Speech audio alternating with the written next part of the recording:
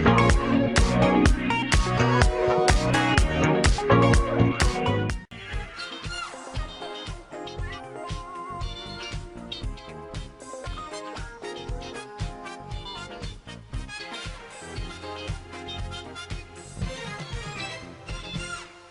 Evening viewers, বিনোদন দুনিয়ার সর্বশেষ আপডেটস নিয়ে সামিয়া মুন ফিরে এলাম আপনাদের মাঝে। আশা করি সবাই ভালো আছেন।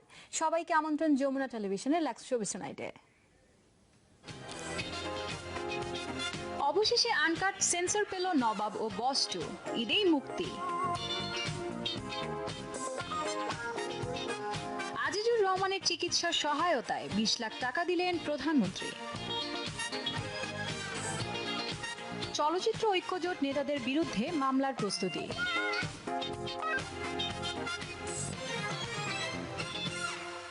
এছাড়াও বলিউডের মুক্তি প্রতীক্ষিত সিনেমা ইন্দু সরকারের ট্রেলার নিয়ে থাকবে একটি প্রতিবেদন। তবে শুরুতে এক নজরে দেখে নেব আজকের টুনাইট আপডেটস।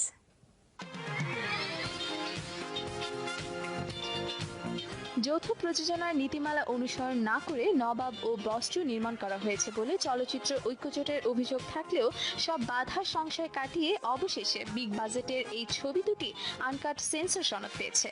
বুধবার সন্ধ্যায় ছবি দুটির বাংলাদেশের প্রযোজনা প্রতিষ্ঠান জাজ মাল্টিমিডিয়া সূত্রে বিষয়টি নিশ্চিত হওয়া গিয়েছে।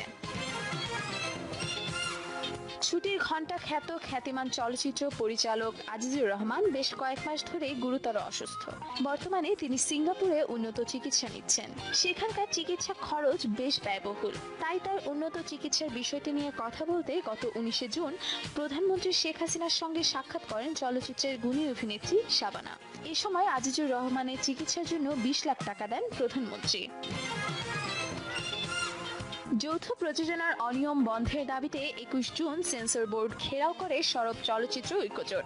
সেখানে অপ্রীতিকর পরিস্থিতির শিকার হন বাংলাদেশ চলচ্চিত্র সেন্সর বোর্ডের সদস্য ও মধুমিতা প্রেক্ষাগৃহের অন্যতম কর্ণধার ইফতেখার উদ্দিন নওশাদ।